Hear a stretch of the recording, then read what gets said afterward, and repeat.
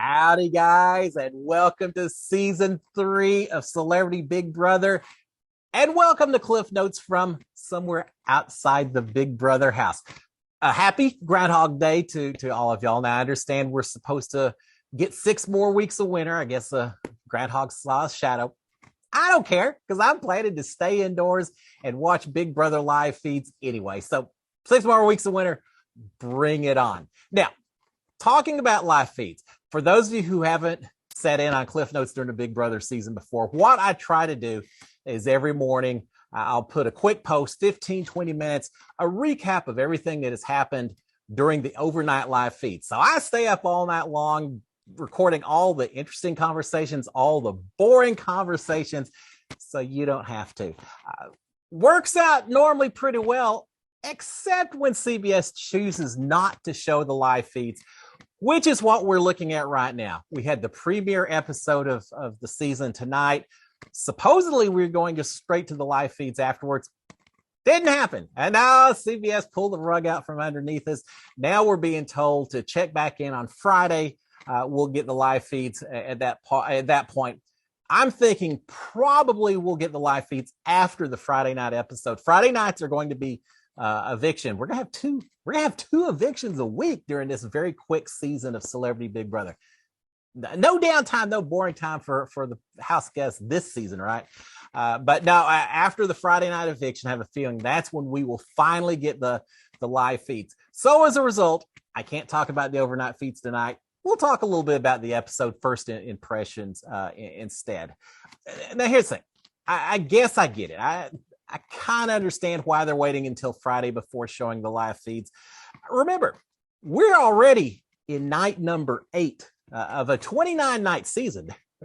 There's a lot of nights that we haven't seen. They've been in the house a week. I assume the producers don't want to spoil who's been nominated, who has won the veto, who may have pulled themselves off the block, who's the main target, the primary target, potentially going home on Friday. Producers don't want us to see any of that before they actually show the Thursday night and the Friday night episode. I get it. They want us to stay surprised. Fair enough. But what I can't understand is why did CBS tell us in the first place that we are going to get the live feed starting after the Wednesday night episode? Why did they suddenly at last minute change that? And it makes me wonder, is it just to keep us in the dark as far as what's happening? Could there have been something major perhaps that happened in the house? Someone leaving early? Or maybe there's just incredible drama, fighting, yelling, all the stuff that we look for as viewers to Big Brother. Inside the house, maybe not looking forward to that quite so much, but as viewers, that's what we live for, right? Maybe it's just so chaotic in the house right now that the producers said, yeah, we're not spoiling this. We're going to let them see on Friday. I don't know. I guess we'll find out on Friday.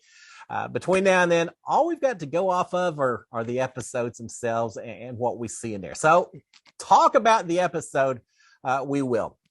Now, live feeds. It's tough that the live feeds won't be starting until night number 10 of a 29-day season.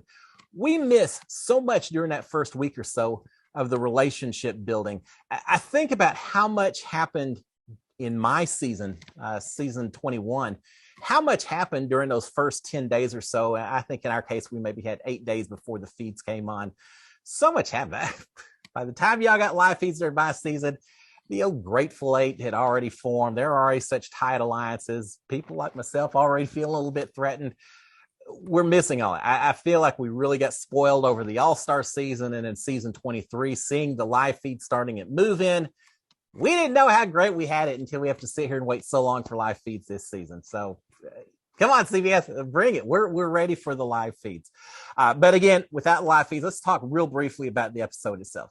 First of all, going into that house, the pressure as a celebrity, the pressure of going in and seeing other celebrities. Now, we saw the cast release. We knew who was going to be in that house. We had a chance to go in and Google the names. There's a few people that I wasn't as familiar with as others, so I certainly did a little research.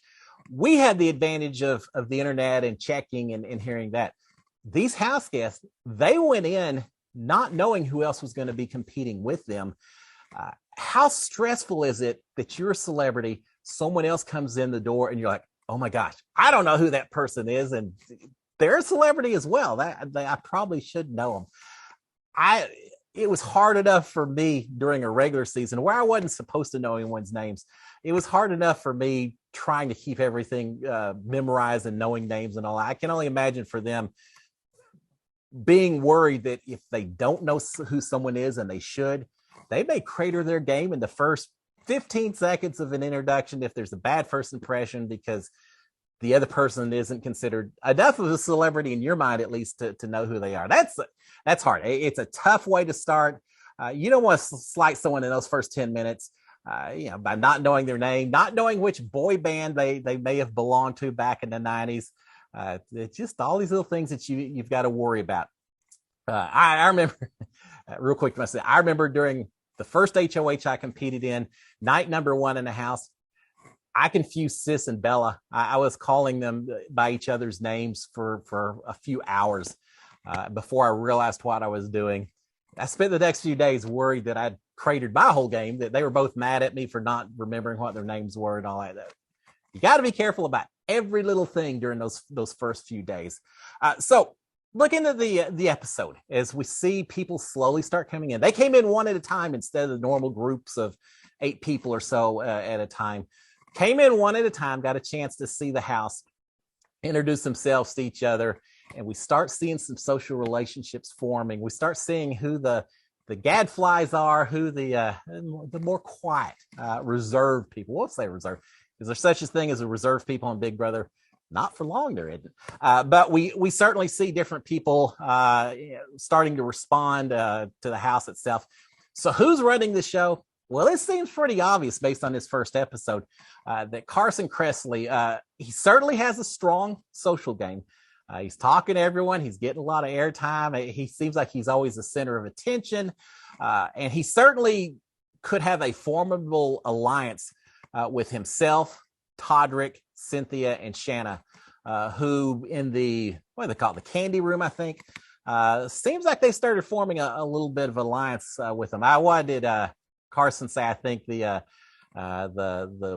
girls and the gays or something. I don't remember I don't think that's an official alliance name just yet, but we've got the 4 of them potentially working together. I think Shanna is pretty lucky to have that support right now. I think it'll certainly work to her advantage. I think she ran a little bit of a risk of being a little bit of an outcast. If she's working with those other 3, I think that puts her in a fantastic position. So who surprised me? Well, there's a few people.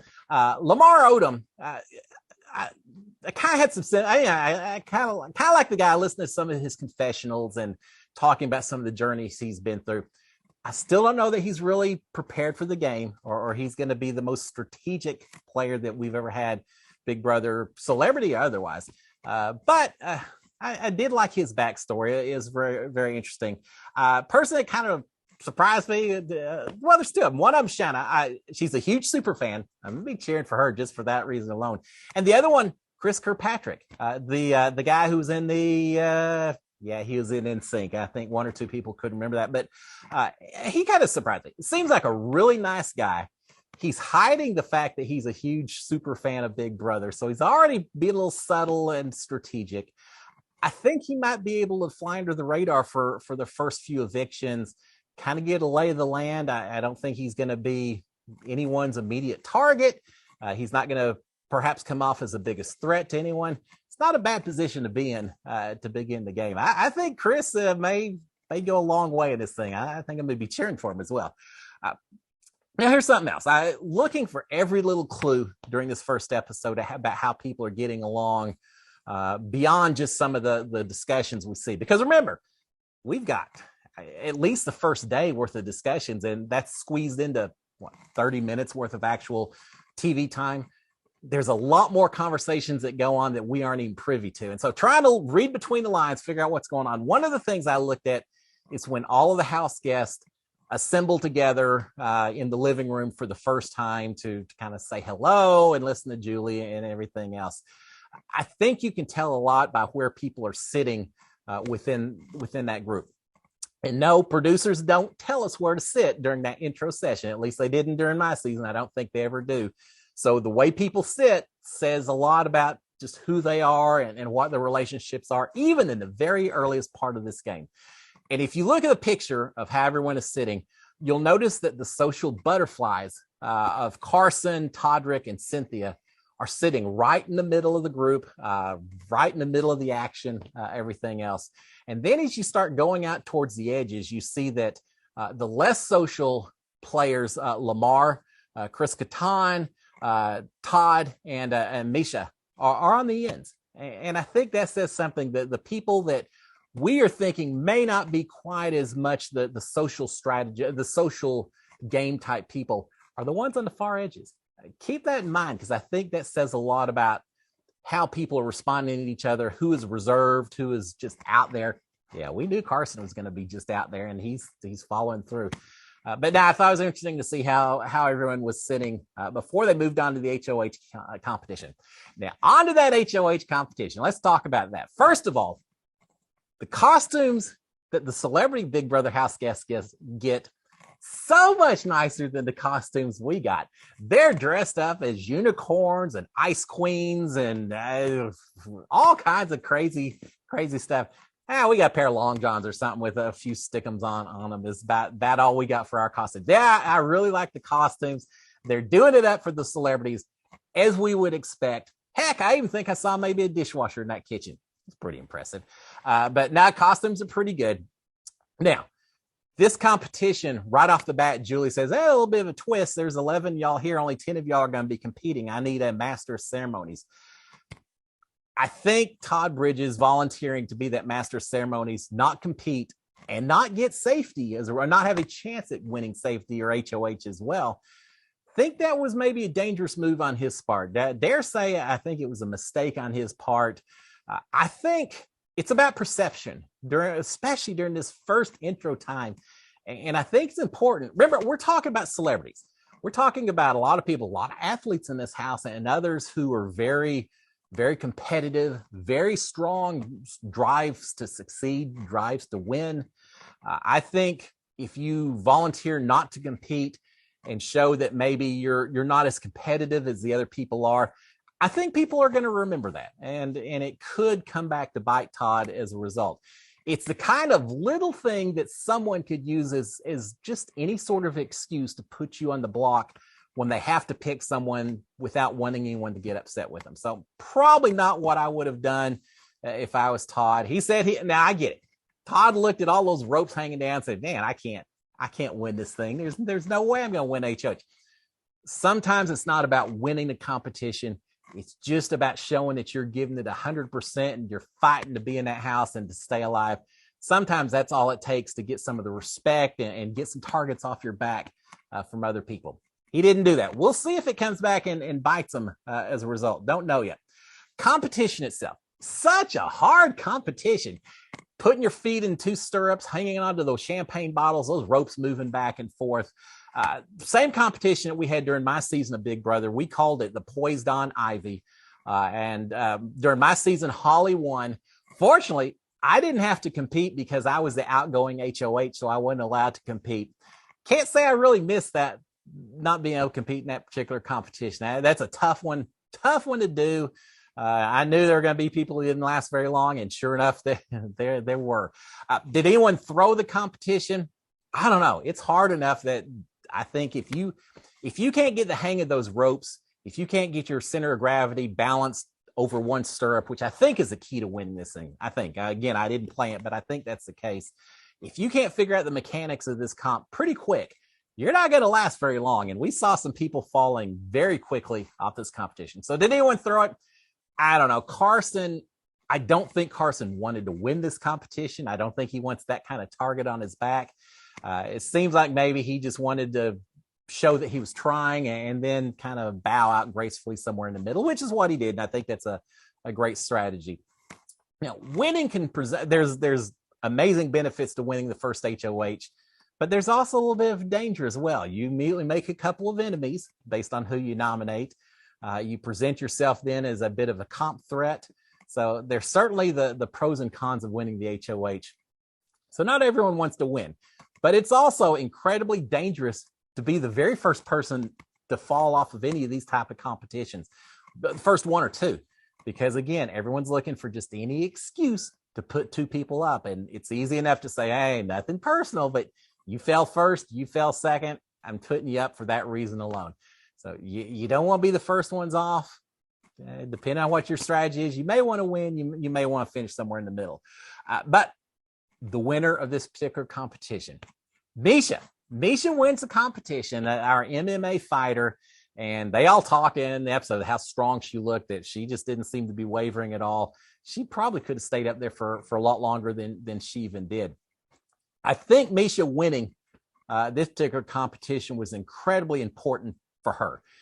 It just doesn't seem like she has the connections with the rest of the house. I mean, we've got housewives that know each other. Carson and Todrick have been judges that worked on the same shows together. We've got a lot of people who have connections in the outside world. As far as I know from the research, it doesn't seem like Misha has those kind of connections. So I think it was important for her in particular to win this first HOH. Yeah, maybe it puts a little bit of a target on her back. People are already going to be saying that she's a strong competitor, but I think they would have said that anyway, based on what she does and what makes her the celebrity she is. I don't think she's really hurt herself by doing that. And by winning HOH, she is forcing all these people to come to her. And if not make an alliance with her, at least work closer with her. We haven't seen it yet, but I certainly expect that Carson and Todrick, that little alliance will try to work a little tighter with Misha and make sure that they're not in the target hairs and all that. So I think it was a good move for Misha to win it. So props to her for doing that. That's the good part. Not so good part, promising safety to Todrick and then not promising it to Teddy Mellencamp. I think that was a bad move. Teddy is now assuming, and we saw a confessional where she says that she thinks she could go on the block as a result. She's assuming that she could potentially be a target since Misha wouldn't make that commitment to her. And as a result, she's going to start viewing Misha as a potential threat and as an enemy going forward. So Misha, if she doesn't put Teddy on the block, it may already be too late. Teddy may already have this perception. Misha may have created an enemy even if she didn't intend to, even if Teddy is not her target. So I think that was a rough situation. I think if you've got three people left in the competition and you're feeling like you need to make some deals, first of all, if Misha feels like she can win this thing, and she looked like she felt pretty comfortable, she sure didn't seem like she was wavering. If you think there's a good chance you're going to win it, don't make deals with anyone. Make them come to you and make deals with you later when you have time to talk in private and all that. She didn't do that. She promised safety to Todrick. If you're going to make deals when there's three of you left, I think you either have to offer the deals to both of the other two people so that y'all all feel like y'all are in the same boat. Or if you're only going to make a promise to one and not the other person, you have to do it subtly. You have to do it with a little wink or a little cross your heart while you're looking towards them away from the other. You got to be subtle so the other person doesn't find out about it, or otherwise you get the situation just as we created here. So I think that Misha's got the power. She's safe. She's not going home this week. We can't keep saying this week since they're sending two home per week. She can't go home during this first cycle. But I still think that she needs to do one of two things. She either needs to go over to Teddy and smooth everything out by saying, look, you're not the target. I'm telling you right now, you're not the target. I just didn't feel comfortable, spur of the moment, and I was so focused on winning and all that. And she needs to just kind of kiss up and try to smooth things over, or just say, whatever. She's going to be mad at me, so I might as well put her on the block anyway and maybe get rid of this perceived threat. I think it's one or the other that Misha needs to maybe do. All right, before we shut it down, predictions. Where do I think this thing's going to go? I think tomorrow we're going to see the nominations that Misha makes after winning HOH. My guess for nominations, I'm kind of thinking Chris Kattan and Teddy Mellencamp may be the two people that Misha puts up. Now, what we haven't seen is how much she's going to want to take charge of an HOH and make her own decisions based on who she feels are threats or not. Or is she going to kind of defer and let some of these big alliance or different groups come to her? And is she going to try to work with them by picking who maybe they want to go home? That's going to have a huge effect on who she picks. But with as little as we know right now, I'm going to say that Chris Kattan and Teddy Mellencamp probably are my two choices for nomination. If not one of them, then my third choice maybe would be Todd Bridges. We'll find out tomorrow. Guys, no live feeds, but we still got our first episode of the season, and that makes me incredibly happy. I enjoyed it. I think I'm going to like this cast. I'm going to like this season. I hope y'all do as well. I am going to try to do overnight recaps every night that we've got live feeds and some of the episodes as well. So if you haven't done so already, please subscribe to this channel. Like it if you like it. I always appreciate that. But if you subscribe to the channel, you'll get updates whenever I drop a new episode, a new recap of what happened overnight. Again, I'm going to stay up so that you don't have to. Guys, y'all have a fantastic Wednesday night, Thursday morning. Till then, SKD 143. Cheers, my friends. Bye.